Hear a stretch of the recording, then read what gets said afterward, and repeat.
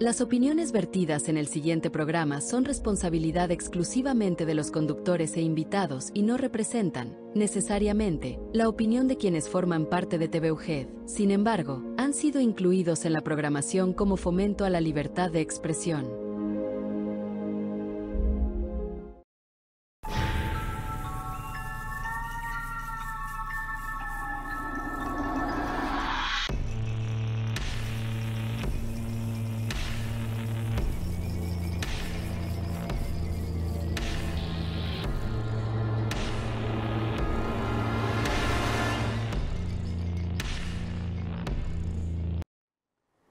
Bienvenidos sean todos ustedes, queridos amigos, queridas amigas. Comenzamos un nuevo año, llega este 2025 y de parte de todos los que trabajamos aquí en TV UGED, les enviamos a cada uno de ustedes nuestros mejores deseos. Y justamente en estas festividades, el fin de año, con los viajes, las visitas, los descansos, nos hemos tomado un tiempo para visitar esos lugares claves en nuestra ciudad de Durango y para incentivar a que sean visitados y conocidos. Hay muchos lugares bellísimos en nuestra ciudad que están cargados de historia, están cargados de leyendas, pero también tienen esta belleza natural imponente que luce más con el ornamento de las luces navideñas. La gente se dio cita a varios puntos de nuestra ciudad de Durango y queremos compartir un poco de estas experiencias.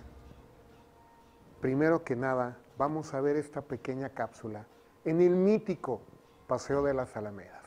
Vamos con ella.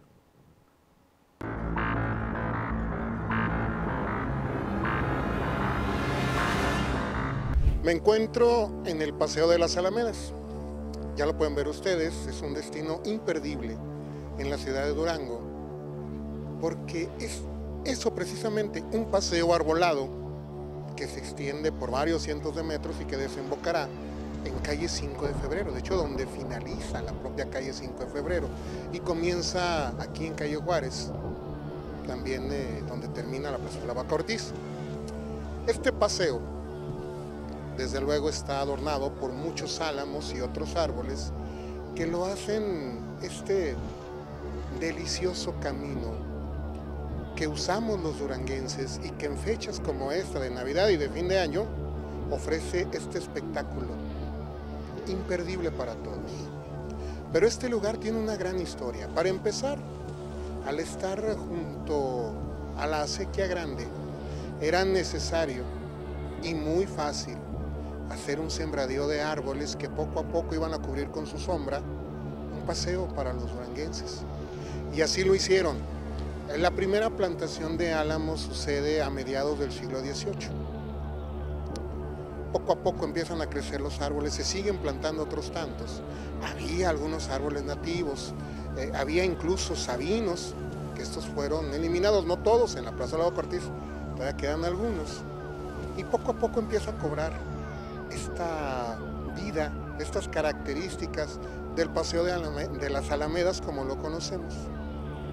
Hay que tomar en consideración una cosa, precisamente por representar el límite sur de la ciudad de Durango, por estar junto a la acequia grande, era este lugar del final de la ciudad y además la acequia era el destino para los pobladores cercanos y no tan cercanos, ya que era la fuente principal de agua potable de la ciudad de Durango.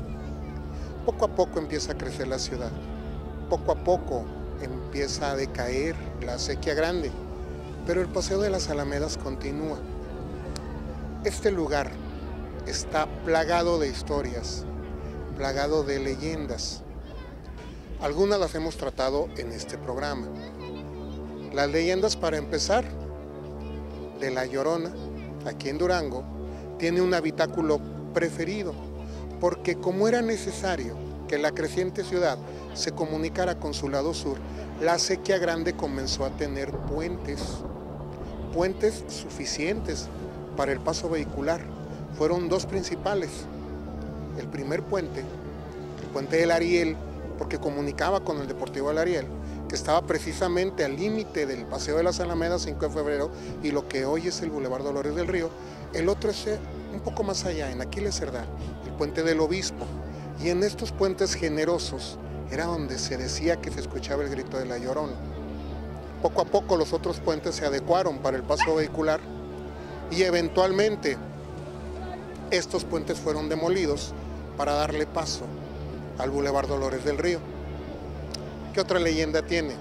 El fantasma del enano, la recordarán ustedes, la contamos en este espacio. Este brutal asesinato de un inocente en donde sus restos son arrojados a la acequia grande. Otra leyenda, principalmente la que nos atañe en esta ocasión, la procesión de las ánimas. Porque en este lugar, en esta extensión generosa que tiene, se ha dicho muchas veces que se ve pasar una procesión de encapuchados vestidos de blanco. Todos llevan teas y antorchas, son visibles desde varios metros a lo lejos. El principal lleva una cruz dorada y dice la leyenda que el rostro, el único visible de esa persona que va como puntero en la procesión, es el rostro de la persona que avisará la muerte de un pariente cercano. Es decir, quien lo ve, verá como puntero a un familiar recién fallecido o muy querido para él. Muchas son las historias y las leyendas que se cuentan.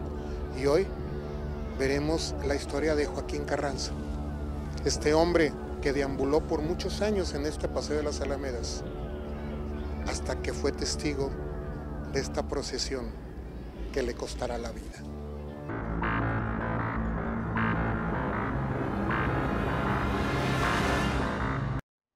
Esta leyenda que acabamos de mencionar, esta leyenda que van a escuchar ustedes, narra la historia de Álvaro, que en algún momento encuentra a su amigo Joaquín Carranza.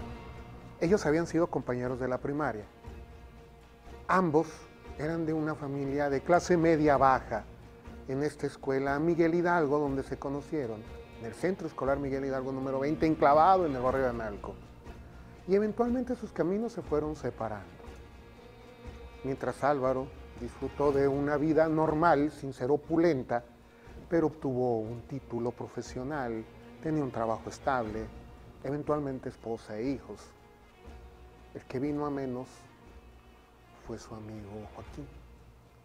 Poco a poco, a pesar de que él venía de una familia mejor acomodada, sin ser pudiente, pero entre sus vicios y sus vagancias, su falta de compromiso con el engranaje social, lo llevó a convertirse en un verdadero pordiosero, en una persona en situación de calle en toda la extensión de la palabra. Incluso su aspecto, que en ese momento no llegaba ni a los 40 años, me notaba muchos años más. Fue una impresión bastante triste cuando Álvaro puede ver a su amigo en esas condiciones pidiéndole unas monedas, acusándolo de que quizá las drogas lo habían vuelto un poco loco, porque le cuenta esta historia estrambótica, donde ve esta procesión de encapuchados vestidos de blanco, con estas antorchas, teas, con esta cruz dorada, y él dice: pude reconocer el rostro del puntero. Quise evitarlo, pero yo sé que me avisan que voy a morir. Desde luego, para cualquier persona, el que un amigo de la infancia, en una situación tan complicada como esta, nos cuente una historia de ese tamaño, pues va a ser ni más ni menos meras ocurrencias de un loco. Un par de días después, encuentran a Joaquín Carranza muerto en una de las bancas de las Alamedas. Es triste el hallazgo, y Álvaro lo sabe por terceros. Acababa de morir su amigo, y tomándose unos instantes, una noche, pasados unos días del acontecimiento, va y se detiene en las Alamedas a pensar en lo que le sucedió a su amigo. No sabe cuánto tiempo pasó, el suficiente para que el paseo se quedara desierto, y que eventualmente lo único que fue visible fue la luz de algunas antorchas, una procesión con estos encapuchados de blanco que se acercaban cada vez más a él. Y cuando pasaron, puede ver que el puntero que lleva la cruz dorada era en realidad su amigo Joaquín Carranza. Lo que es más, a unos metros adelante de esta procesión, a donde parece que va a llegar por fin el cortejo, está inexplicablemente un féretro. Y en ese momento recuerda que su propio amigo Joaquín le había dicho que lo que más le impresionó es que dentro de ese féretro estaba el cadáver de su madre, que había fallecido unos años atrás. Por eso él aseguraba que venían por él. Álvaro se levanta. Él no está bajo el influjo ni de droga ni de alcohol, simplemente de una terrible depresión. Pero aún así es prudente y precisamente por no estar inducido, decide no asomarse a ese féretro fantasmal que apareció frente a él y prefiere no saber quién hubiese sido el emisario que estaba en ese lugar. Esta es otra de las muchas historias que se cuentan en el magnífico Paseo de las Alamedas. Es un paseo agradable, saludable, porque es buen trayecto el que se puede hacer trotando. Es un paseo romántico y también es un paseo mítico. Por favor, los habitantes y visitantes de nuestra ciudad de Durango, no se pierdan la oportunidad de visitar el Paseo de las Alamedas. Vamos a un corte y regresamos.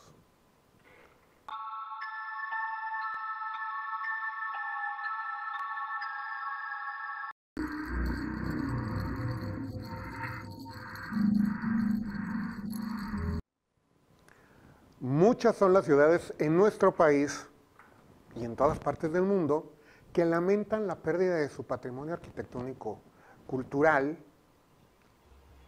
pero pocas son las que podemos presumir que se ha recuperado una parte de él. Vamos a ver uno de los trabajos que se realizaron precisamente hace un poco más de 10 años, en donde la ciudad de Durango trató de recuperar belleza colonial y se pone una plaza conmemorativa y se hace un gran esfuerzo para recuperar una parte de la belleza arquitectónica del Templo del Sagrario. Algo que sirve para que Durango se vista de gala para todas las personas que decidan visitarlo. Vamos a ver esta transformación y vamos a conocer la historia de la Plaza Fundadores.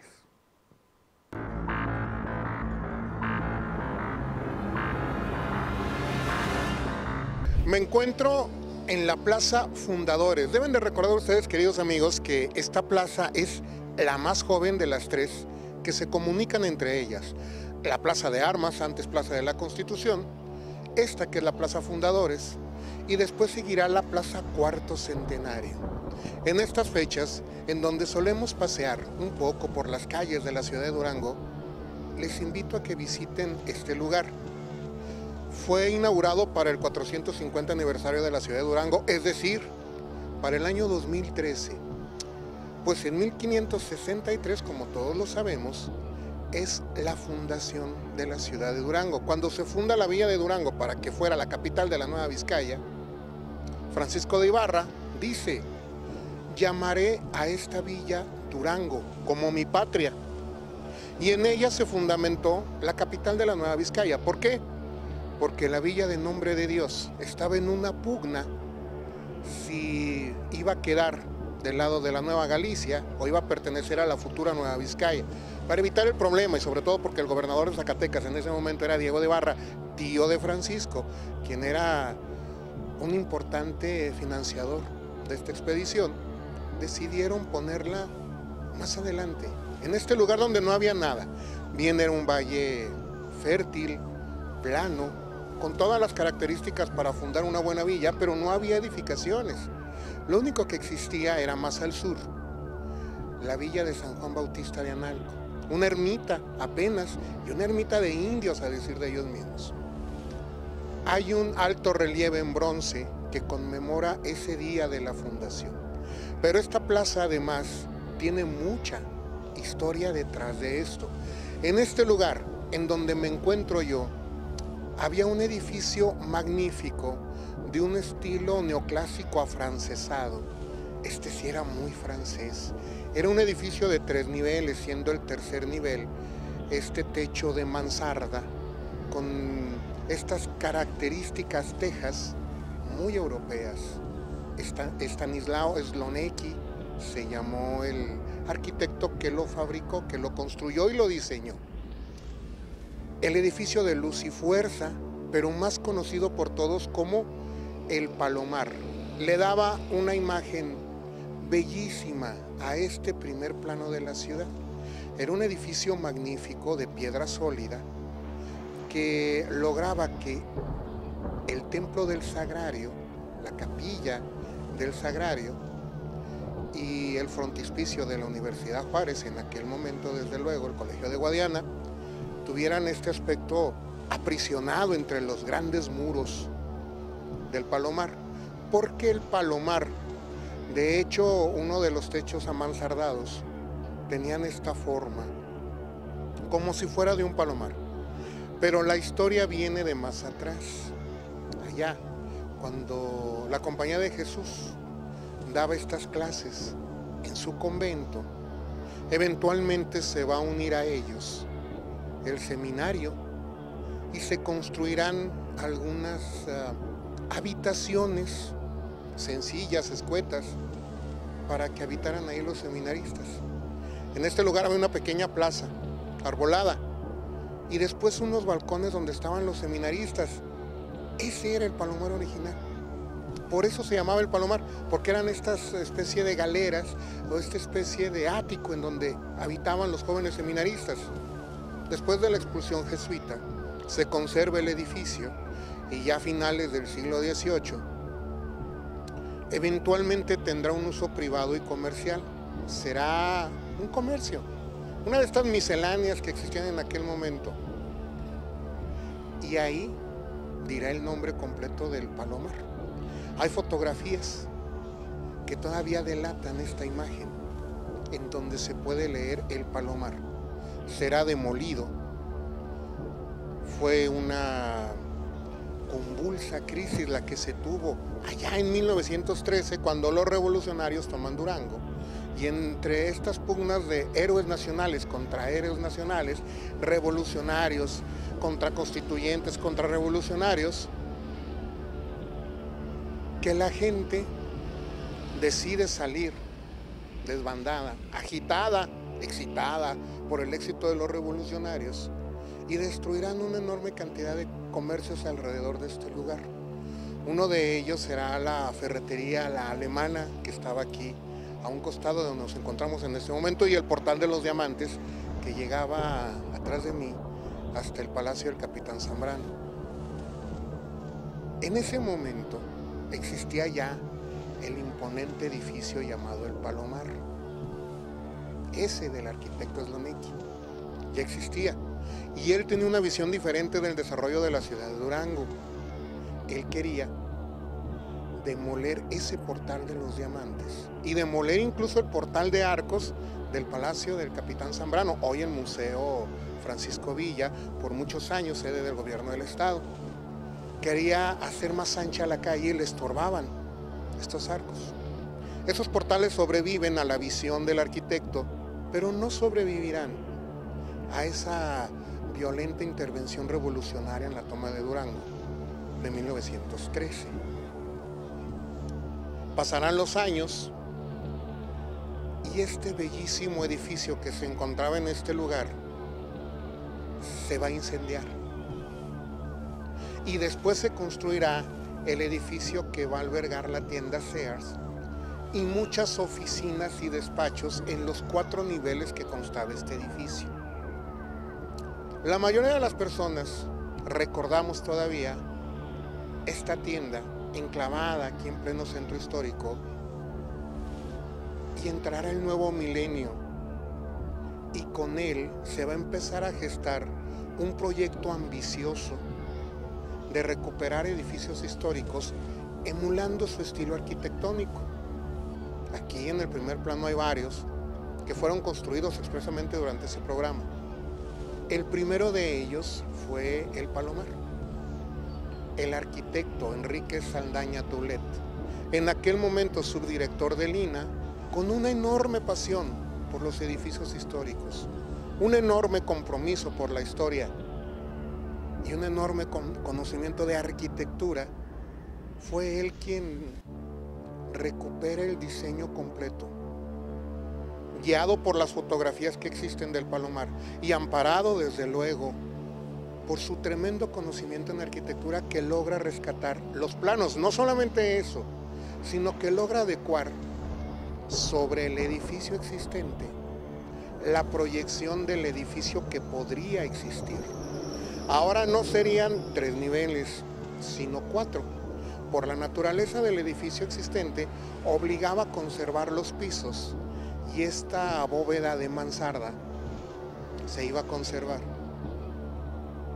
con todo y este cierre de buhardilla con sus ventanas como la original. Incluso ya se tenían listo quiénes iban a hacer estas tejas de madera al más puro estilo francés.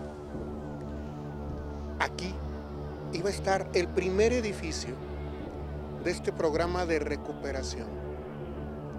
¿Qué sucedió? El edificio estaba intestado, había un problema legal, no había en realidad quien se hiciera cargo para esta remodelación, y esto causó un devenir de líos legales que terminan con la pérdida del edificio que todos conocíamos como Sears. Incluso la propia tienda tiene que migrar hacia la plaza comercial más cercana para poder instalarse ahí, y eventualmente regresará a otro edificio justo atrás de Catedral. ¿Qué pasó entonces? Empieza a haber un interés por construir una plaza. Se empieza a gestar desde aquellos ayeres. Era incosteable que el gobierno amortizara el costo de reconstruir el bellísimo Palomar.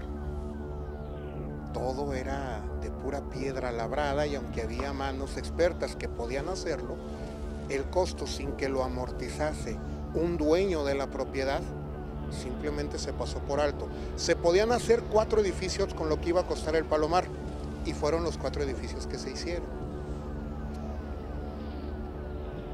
Había otro problema: no podían cambiar la fisonomía de la ciudad ni el trazo de las calles. No podían hacer una plaza en donde había un edificio. Y al cabo de un par de años de gestiones, de problemas, por fin se lograron todos los permisos. Y para sorpresa de todos los habitantes de Durango, vimos cómo empezaban a demoler este edificio Sears, utilitario completamente, era simplemente un cuadro sin mayor atractivo arquitectónico, y cómo empezaron a seccionar la parte del templo de San Juanita de los Lagos, antes el Sagrario, y cómo le empiezan a recuperar estos arcos que están a mis espaldas, cómo empieza a tomar forma esta plaza, y por fin, en el año 2013, será inaugurada la Plaza Fundadores, que conmemora la fundación de la ciudad de Durango, el 450 aniversario de nuestra ciudad, pero también termina con el sueño de que se recuperara el bellísimo edificio del Palomar. Fascinante historia. En estas fechas de asueto, de descanso, dense la oportunidad de venir a pasear a la Plaza Fundadores de la ciudad de Durango.